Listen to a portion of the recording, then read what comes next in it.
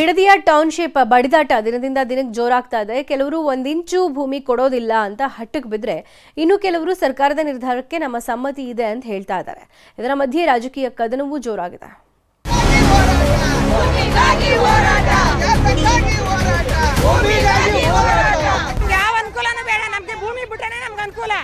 ಆ ಕಸದ ಕಡ್ಲಿಕ್ಕೆ ಹೊರಟಿರ್ತಕ್ಕಂಥ ಭೂಮಿ ಒಂದು ಅಂಗೈ ಆಗ್ಲಾನು ಕೂಡ ಅದು ಬರಡು ಭೂಮಿ ಅಲ್ಲ. ಕೋಲಾರದಲ್ಲಿ ಚಿನ್ನ ಸಿಗ್ಬೋದು, ಚಿನ್ನದ ಗಣಿ ಇರ್ಬೋದು. ಕೋಲಾರದಲ್ಲಿ ನಾವು ಭೂಮಿ ಮೇಲೆ ಚಿನ್ನ ಬೆಳಿತೀವಿ.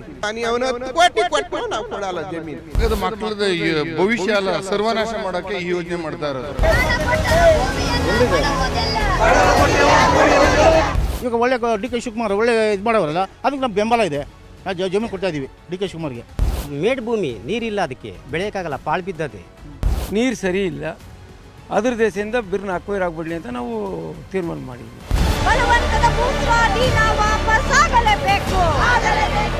ಮೂರು ಹಳ್ಳಿಗಳಲ್ಲಿ ಬಿಡದಿ ಟೌನ್ಶಿಪ್ ಬಿರುಗಾಳಿ ಎದ್ದಿದೆ.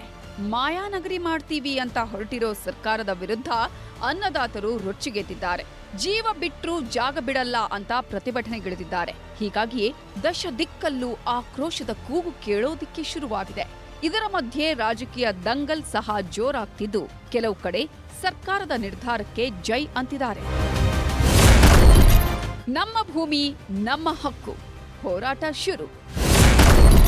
ಪರ ವಿರೋಧದ ಕಿಚ್ಚು ಎದ್ದಿದೆ ಟೌನ್ಶಿಪ್ ಬಿರುಗಾಳಿ. ಟೌನ್ಶಿಪ್ ಮಾಡೋದಿಕ್ಕೆ ತುದಿಗಾಲಲ್ಲಿ ನಿಂತಿರೋ ಸರ್ಕಾರ ಭೂಸ್ವಾಧೀನಕ್ಕೆ ಅಧಿಸೂಚನೆ ಹೊರಡಿಸಿದೆ. ಹೀಗಾಗಿಯೇ ರೈತರ ದಾಖಲೆ ಸಂಗ್ರಹಕ್ಕೂ ಮುಂದಾಗಿದೆ. ಇದು ಹಲವೆಡೆ ಆಕ್ರೋಶದ ಕಿಚ್ಚು ಹಚ್ಚಿಸಿದೆ. ಇದರ ಮುನ್ನುಡಿಯಾಗಿ ಇವತ್ತು ರೈತ ಮಹಿಳೆಯರು ಬೈರಮಂಗಲ ಚಲೋ ಶುರು ಮಾಡಿದ್ದಾರೆ. ಅಖಿಲ ಭಾರತ ಜನವಾದಿ ಮಹಿಳಾ ಸಂಘಟನೆ ಭಾರೀ ಹೋರಾಟ ನಡೆಸಿದ್ದು, ನಮ್ಮ ಭೂಮಿ ನಮ್ಮ ಹಕ್ಕು, ಯಾವುದೇ ಕಾರಣಕ್ಕೂ ಭೂಮಿ ಬಿಟ್ಕೊಡಲ್ಲ ಅಂತ ಘೋಷಣೆ ಮೊಳಗಿಸಿದ್ದಾರೆ. ನಮ್ಗೆ ಯಾವ ಅನುಕೂಲನೂ ಬೇಡ, ನಮ್ಗೆ ಭೂಮಿ ಬಿಟ್ಟನೆ ನಮ್ಗೆ ಅನುಕೂಲ. ಇವಾಗ ನಮ್ಮ ರೈತರುಗಳು ನಾವು ಎಲ್ಗೂ ಹೋಗೋಣ. ಇವಾಗ ನಮ್ಗೆ ಆಗ್ಲೇ 60 ವರ್ಷ ವಯಸ್ಸು, ನಮ್ಗೆ ಯಾರು ಕೆಲಸ ಕೊಡ್ತಾರೆ? ನಮ್ಮ ಮಕ್ಳುಗಳು ಇವತ್ತು ಭೂಮಿ ಏನಿದ್ರು ಒಂಚೂರು ಅನ್ನ ಹಾಕ್ತಾರೆ, ಅದು ಕೊಟ್ಬಿಟ್ಮೇಲೆ ಮಾರ್ಕೊಂಡು ತಿನ್ಕೊಂಡ್ರೆ ಅಂತ ನಮ್ಮನ್ನ ಬೇಪಾರಿ ಮಾಡ್ತಾರೆ. ಆ ಕಸದ ಕಡ್ಲಿಕ್ಕೆ ಹೊರಟಿರ್ತಕ್ಕಂಥ ಭೂಮಿ ಒಂದು ಅಂಗೈ ಆಗ್ಲಾನು ಕೂಡ ಅದು ಬರಡು ಭೂಮಿ ಅಲ್ಲ. ಈ ದೇಶಕ್ಕೆ ಅನ್ನ ಹಾಕ್ಲಿಕ್ಕೆ ಇರ್ತಕ್ಕಂಥ ರೈತನ ಜಮೀನು. ಆ ರೈತನ ಜಮೀನಲ್ಲಿ ಬೆಳೆ ಬೆಳಿಲಿಲ್ಲ ಅಂತ ಹೇಳಿದ್ರೆ ದೇಶದ ಜನ ಉದ್ಧಾರ ಆಗ್ಲಿಕ್ಕೆ ಆಗಲ್ಲ. ಒಂದ್ ಕಡೆ ಭೂಮಿ ಬಿಡಲ್ಲ ಅನ್ನೋ ಹೋರಾಟ ನಡೀತಿದ್ರೆ, ಇನ್ನೊಂದ್ ಕಡೆ ಸರ್ಕಾರದ ನಿರ್ಧಾರಕ್ಕೆ ಹಲವರು ಸೈ ಅಂತಿದ್ದಾರೆ. ಟೌನ್ಶಿಪ್ ನಿರ್ಮಾಣಕ್ಕೆ ಬೆಂಬಲ ವ್ಯಕ್ತಪಡಿಸಿದ್ದು, ಕೆಂಪಯ್ಯನ ಪಾಳ್ಯದ ಬಹುತೇಕ ಮಂದಿ ತಮ್ಮ ಹಕ್ಕುಪತ್ರ ನೀಡ್ತಿದ್ದಾರೆ. ನಮಗೆ ಅವಾಗಿಂದ ಆಸೆ ಇತ್ತು, ನಾವು ಜಮೀನು ಮಾಡಿಬಿಡ್ಬೇಕು ಅಂತ ಅವಾಗಿಂದ ಇತ್ತು. ಈಗ ಒಳ್ಳೆ ಡಿ ಕೆ ಶಿವಕುಮಾರ್ ಒಳ್ಳೆ ಇದು ಮಾಡೋರಲ್ಲ, ಅದಕ್ಕೆ ನಮ್ಮ ಬೆಂಬಲ ಇದೆ. ನಾವು ಜಮೀನು ಕೊಡ್ತಾ ಇದ್ದೀವಿ ಡಿ ಕೆ ಶಿವಕುಮಾರ್ಗೆ. ಮೇಡ್ ಭೂಮಿ ನೀರಿಲ್ಲ, ಅದಕ್ಕೆ ಬೆಳೆಯೋಕ್ಕಾಗಲ್ಲ, ಪಾಳು ಬಿದ್ದದೆ.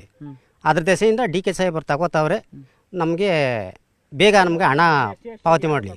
2.5 ಎಕರೆ ಐತೆ. 2.5 ಎಕರೆಯಲ್ಲಿ ತೆಂಗು, ರೇಷ್ಮೆ ಐತೆ, ಉಳಿ ಮನೆ ಐತೆ.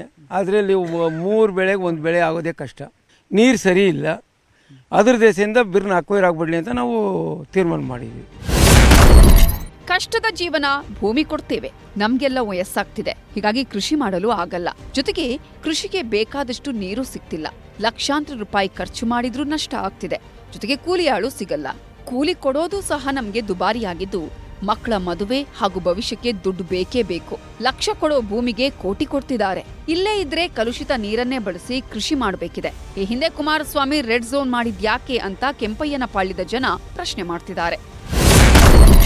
ಸರ್ಕಾರದ ವಿರುದ್ಧ ದಳಪತಿಗಳ ತ್ರಿಶೂಲ ವ್ಯೂಹ. ಬಿಡದಿ ಟೌನ್ಶಿಪ್ ವಿಷಯವಾಗಿ ದಳಪತಿಗಳು ಸಮರಕ್ಕಿಳಿದಿದ್ದಾರೆ. ಸರ್ಕಾರದ ನಿರ್ಧಾರದ ವಿರುದ್ಧ ಕೆರಳಿ ಕೆಂಡವಾಗಿರೋ ದಳನಾಯಕರು ತ್ರಿಶೂಲ ವ್ಯೂಹ ಹೂಡೋದಕ್ಕೆ ಮುಂದಾಗಿದ್ದಾರೆ.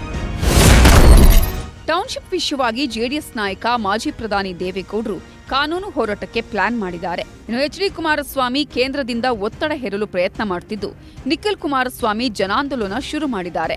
ಹೀಗೆ 3 ದಿಕ್ಕಿಂದಲೂ ಕಟ್ಟಿ ಹಾಕೋದಿಕ್ಕೆ ಅಖಾಡ ರೆಡಿ ಮಾಡ್ತಿದ್ದಾರೆ. ಇನ್ನು ಟೌನ್ಶಿಪ್ ವಿಷಯವಾಗಿ ಪ್ರತಿಕ್ರಿಯೆ ನೀಡಿದ ಸಿಎಂ ಡಿ ಕೆ ಶಿವಕುಮಾರ್, ನಾನು ಯಾರಿಗೂ ಉತ್ತರ ಕೊಡಲು ತಯಾರಿಲ್ಲ, ಇದನ್ನ ಮಾಡಿದ್ದೇ ಕುಮಾರಸ್ವಾಮಿ ಅವರು. ರೈತರೆಲ್ಲರೂ ಈಗಾಗಲೇ ಒಪ್ಪಿದ್ದಾರೆ, ರಾಜಕಾರಣ ಮಾಡೋರು ಮಾಡ್ಲಿ ಅಂತ ಟಾಂಗ್ ಕೊಟ್ಟಿದ್ದಾರೆ. ಕುಮಾರಸ್ವಾಮಿ ಅವರೇ ಇದಕ್ಕೆ ನೋಟಿಫೈ ಮಾಡಿದ್ದು. ಇಂಡಸ್ಟ್ರಿಯಲ್ ಟೌನ್ ಯಾರು ಮಾಡಿದ್ದು? ಆರೋಳಿ ಇಂಡಸ್ಟ್ರಿಯಲ್ ಟೌನ್ ಯಾರು ಮಾಡಿದ್ದು? ಆ ಜಮೀನು ರೈತರು ಹೋಗಿಲ್ವಾ? ಈಗ ರೈತರೆಲ್ಲ ಒಪ್ಕೊಂಡಿದ್ದಾರೆ. ರಾಜಕಾರಣ ಮಾಡಬೇಕು ಅಂತಿದ್ರೆ ರಾಜಕಾರಣ ಮಾಡಬೇಕು. ಇನ್ನು ಬಿಡದಿ ಟೌನ್ಶಿಪ್ ವಿರುದ್ಧ ದಳಪತಿಗಳು ಸಮರ ಸಾರ್ತಿದ್ದಂತೆ ಕಾಂಗ್ರೆಸ್ ನಾಯಕರು ನಿಗಿ ಕೆಂಡ ಕಾರ್ತಿದ್ದಾರೆ. ಇದೇ ವಿಷಯವಾಗಿ ಮಾತಾಡಿದ ಶಾಸಕ ಎಚ್ ಸಿ ಬಾಲಕೃಷ್ಣ, ಚಾಮುಂಡೇಶ್ವರಿ ಮುಂದೆ ಬಂದು ಪ್ರಮಾಣ ಮಾಡಲಿ ಅಂತ ಸವಾಲ್ ಹಾಕಿದ್ದಾರೆ. ಇದಕ್ಕೆ ಧ್ವನಿಗೂಡಿಸಿದ ಚೆಲುವರಾಯಸ್ವಾಮಿ ಭ್ರಷ್ಟಾಚಾರದ ಬಗ್ಗೆ ಮಾತಾಡೋದಕ್ಕೆ ಕುಮಾರಸ್ವಾಮಿಗೆ ನೈತಿಕತೆ ಇಲ್ಲ ಅಂದಿದ್ದಾರೆ. ಅವ್ರು ಚಾಮುಂಡೇಶ್ವರಿ ಪೂಜೆ ಮಾಡ್ತಾರಲ್ವ, ಮೊದಲಿಂದನೂ ಕೂಡ ನಾನು ಚಾಮುಂಡೇಶ್ವರಿಯ ಭಕ್ತ ಅಂತ ಹೇಳ್ಕೊಂಬಂದವ್ರಲ್ಲ, ಬಂದು ಹೇಳಿ ಪ್ರಮಾಣ ನಾವೇ ಮಾಡ್ತೀವಿ. ಅವ್ರು ಬರದೇ ಇದ್ರು ಒಂದು ಡೇಟ್ ಫಿಕ್ಸ್ ಮಾಡ್ತೀವಿ. 2018ರಲ್ಲಿ ಹಿಂಗೆ ಹೇಳಿದ್ರು ಅಂತ ನಾವೇ ಅಲ್ಲಿ ಕರ್ಪೂರ ಹಚ್ಚಿ ಪ್ರಮಾಣ ಮಾಡ್ಬಿಡ್ತೀವಿ. ಅವ್ರು ಬರ್ಬೋದು ಬಿಡ್ಬೋದು, ಇಲ್ಲ ನಾನು ಹಿಂಗೆ ಹೇಳಿಲ್ಲ ಅಂತ ಬಂದು ಅವರಾಗಲಿ ಅವ್ರ ಸುಪುತ್ರ ಆಗಲಿ ಬಂದು ಹಚ್ಚಲಿ. ಕರಪ್ಷನ್ ಬಗ್ಗೆ ಅಥವಾ ದುಡ್ಡಿನ ಬಗ್ಗೆ ವ್ಯಾಪಾರದ ಬಗ್ಗೆ ಕುಮಾರಸ್ವಾಮಿಯವರಿಗೆ ಅಲ್ಲರಿ ಮಾತಾಡಬಾರ್ದು. ಆ ಥರ ಚರ್ಚೆ ಮಾಡೋದಾದರೆ ನಾನು ಬರ್ತೀನಿ, ನಾನು ಒಬ್ಬನೇ ಬರ್ತೀನಿ. ಒಂದ್ ಕಡೆ ರೈತರ ಹೋರಾಟ, ಇನ್ನೊಂದ್ ಕಡೆ ರಾಜಕೀಯ ಕದನ. ಇದೆಲ್ಲದರ ಮಧ್ಯೆ ಜೂನ್ 21ಕ್ಕೆ ಜೆಡಿಎಸ್ ಪಾದಯಾತ್ರೆ ಹಮ್ಮಿಕೊಂಡಿದೆ. ಹೀಗಾಗಿ ಎಲ್ಲಿಗೆ ಬಂದು ನಿಲ್ಲುತ್ತೋ ಕಾದು ನೋಡಬೇಕು. ಕಾರ್ತಿಕ್ ಜೊತೆ ವೆಂಕಟೇಶ್, ನ್ಯೂಸ್ 18 ಬೆಂಗಳೂರು ದಕ್ಷಿಣ.